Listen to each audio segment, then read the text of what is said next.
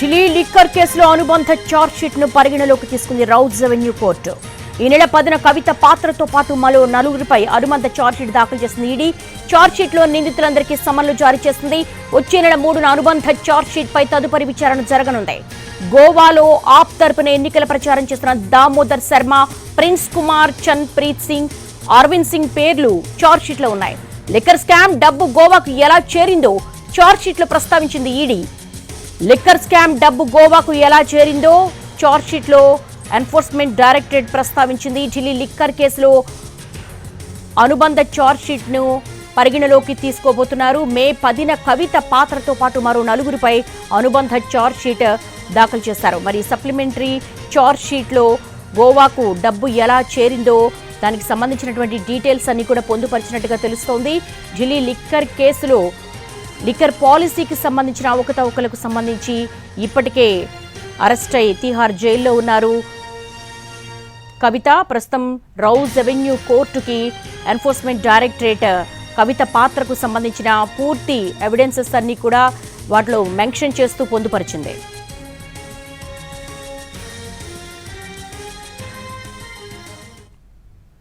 Delhi liquor కేసులో అనుబంధ chargesheet ను పరిగణలోకి తీసుకుంది రౌజ్ రెవెన్యూ కోర్టు. దీనికి సంబంధించి ఢిల్లీ నుంచి మా ప్రతినిధి ప్రసాద్ అడిగే మరిన్ని వివరాలు తెలుసుకుందాం. ప్రసాద్, ఈ సప్లిమెంటరీ ఛార్జ్షీట్ లో ఏవే అంశాలు ప్రస్తావించారు?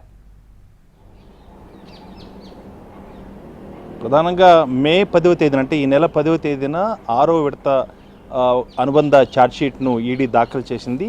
ఆ ఛార్జ్షీట్లో కవితతో పాటు మరొక నలుగురు నిందితులుగా పేర్కొంటూ ఆ ఛార్జ్షీట్ దాఖలు చేయడం జరిగింది.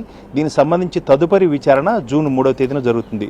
ప్రధానంగా మొత్తం ఇప్పటి వరకు కూడా 7 ఛార్జ్షీట్లు, అనుబంధ ఛార్జ్షీట్లతో సహా మొత్తం 7 ఛార్జ్షీట్లు దాఖలయ్యాయి. ఇది 6వ విడతలో మే 10వ తేదీన జరిగినటువంటి ఈ 6వ విడత ఛార్జ్షీట్లో ఇవన్నిటిని కూడా ప్రస్తావించడం జరిగింది. కవిత పాత్ర, అదేవిధంగా మిగిలిన గోవాలో ఆప్ తరఫున ఎన్నికల ప్రచారం నిర్వహించినటువంటి దామోదర్ శర్మ, ప్రిన్స్ కుమారు, చన్ప్రీత్ సింగ్, అదేవిధంగా ఇండియా హెడ్ మాజీ ఉద్యోగి అరవింద్ సింగ్, వీరందరి యొక్క పాత్ర ఏ రకంగా ఉంది, అదేవిధంగా డబ్బు ఏ రకంగా రూట్ అయింది, ఆ డబ్బు ఏ రకంగా అక్కడ ఎన్నికల ప్రచారంలో భాగంగా వీరంతా కూడా ఏ రకంగా ఖర్చు పెట్టారు, వీళ్ళ యొక్క పాత్ర ఏంటి, వీళ్ళు నిర్వహించినటువంటి పాత్ర, ఇతర అనేక అంశాలకు సంబంధించి ఈ అనుబంధ ఛార్జ్షీట్లో ప్రస్తావించడం జరిగింది.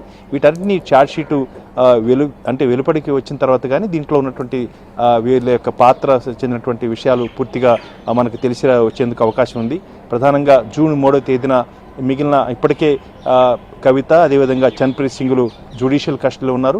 మిగిలినటువంటి దామోదర్ శర్మ, అరవింద్ సింగ్, అదేవిధంగా ప్రిన్స్ కుమార్, వీరు ముగ్గురు కూడా స్వయంగా వ్యక్తిగతంగా 3వ తేదీన జరుగుతున్నటువంటి విచారణకు హాజరు కావాలని చెప్పి ప్రత్యేక న్యాయస్థానం రౌజ్ రెవెన్యూ కోర్టు ఆదేశాలు జారీ చేసింది. కాబట్టి అప్పుడు ఆ రోజు జూన్ 3వ తేదీన జరిగే విచారణలో వీరి యొక్క పాత్ర ఏంటన్నది మరింత స్పష్టంగా తెలిసే అవకాశం ఉంది. ప్రస్తుతానికి మాత్రం కోర్టు మే 10వ తేదీన ఈ నెల 10వ తేదీన ఈడీ దాఖలు చేసినటువంటి అనుబంధ ఛార్జ్షీట్ను పరిగణలోకి తీసుకుంటున్నట్టుగా నిర్ధారించింది. ఆ మేరకు కోర్టు తీసుకున్న ఈ నిర్ణయం ప్రకారం తదుపరి విచారణ జూన్ 3వ తేదీన జరగనుంది. ఆ విచారణలో వీరి యొక్క పాత్రకు సంబంధించినటువంటి అంశంపై విచారణ జరుగుతుంది. తదుపరి కోర్టు నిర్ణయం తీసుకునే అవకాశం ఉంది. కాబట్టి ఇప్పుడు ఉన్నటువంటి ప్రస్తుతం మనకు అందుతున్న సమాచారాన్ని బట్టి ఈ 6వ విడత ఈడీ దాఖలు చేసినటువంటి అనుబంధ ఛార్జ్షీట్కు సంబంధించి విచారణ 3వ తేదీన జరుగుతుంది. ఈ ఛార్జ్షీట్లో కవితతో పాటు మరొక నలుగురు యొక్క పాత్రను చాలా వివరంగా ఈడీ ప్రస్తావించినట్టుగా తెలుస్తుంది. దీనికి సంబంధించిన వివరాలు ఛార్జ్షీటు వెలుపలికి వచ్చిన తర్వాత కానీ దీనికి సంబంధించిన వివరాలు మరింత వివరంగా తెలిసేందుకు అవకాశం ఉంది. ప్రసాద్, కవిత బెయిల్ పిటిషన్ మీద ఈ సప్లిమెంటరీ ఛార్జ్షీట్ ఇంపాక్ట్ ఏమైనా ఉంటుందా? ఆల్రెడీ తీర్పు రిజర్వ్ చేసి పెట్టారు.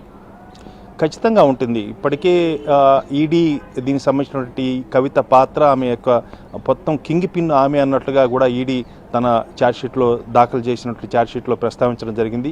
ఆమె యొక్క ప్రధాన పాత్రధారిగా ఆమె ఉన్నారు. కాబట్టి దీనికి మూల విరాట్గా ఉన్నటువంటి అరవింద్ కేజ్రీవాల్ యొక్క ఛార్జ్షీట్లో కూడా అరవింద్ యొక్క పాత్రను, అదేవిధంగా ఎన్నికల్లో ఏ రకంగా డబ్బును రూట్ చేశారు, గోవా ఎన్నికలకు సంబంధించినటువంటి ఈ డబ్బును ఏ రకంగా ఖర్చు పెట్టారు, వీటంటే కూడా చాలా సవివరంగా ఛార్జ్షీట్లో దాఖలు చేయడం జరిగింది. కవిత తన యొక్క పాత్ర ఏమి లేకుండానే తన అనవసరంగా అరెస్ట్ చేశారు, ఇది అక్రమం, అన్యాయం అంటూ బెయిల్ను అభ్యర్థిస్తూ ఆమె చేసినటువంటి పిటిషన్ కూడా ఇంకా విచారణ కొనసాగుతుంది. ఇప్పుడు ఢిల్లీ హైకోర్టులో కూడా దీనికి సంబంధించిన విచారణ కొనసాగుతుంది. ఖచ్చితంగా ఈ అనుబంధ ఛార్జ్షీట్లో ఈడీ ఏ రకంగా వీళ్ళ పాత్ర ఉంది అన్న అంశాన్ని చాలా వివరంగా తెలియజేసింది కాబట్టి అది విచారణ కూడా రౌజవెన్యూ కోర్టు ప్రత్యేక న్యాయస్థానం వివరిస్తుంది కాబట్టి వీటన్నిటి పరిణామాలు కూడా ఢిల్లీ హైకోర్టులో జరుగుతున్నటువంటి ఈ బెయిల్ అప్లికేషన్ మీద జరుగుతున్నటువంటి వాదనలపై కూడా ప్రభావం ఉంటుంది. వీటన్నిటి పరిగణలో తీసుకున్న తర్వాతనే అంతిమంగా నిర్ణయాలు ఉంటాయి కాబట్టి న్యాయస్థానంలో రెవెన్యూ కోర్టు ఒక పక్కన ఈడీ చెందినటువంటి ఛార్జ్షీట్లు కూడా విచారించాల్సి ఉంది. వీటన్నిటి పరిణామాలు కూడా ఈ ఢిల్లీ హైకోర్టులో జరిగే వాదనలో క్రమంలో భాగం కూడా మరొకసారి కూడా ప్రస్తావించేందుకు ఈడీ సిబిఐ న్యాయవాదులు కూడా ప్రస్తావించేందుకు అవకాశం ఉంది. కాబట్టి ఖచ్చితంగా కవిత బెయిల్కు సంబంధించి ఆమె చేసిన అభ్యర్థులను పరిగణలో తీసుకున్న క్రమంలో భాగంగా ఇవన్నీ కూడా కోర్టు పరిశీలిస్తుంది. ఆ తర్వాతనే నిర్ణయం తీసుకుంటుంది. All right Prasad, thanks for the live updates.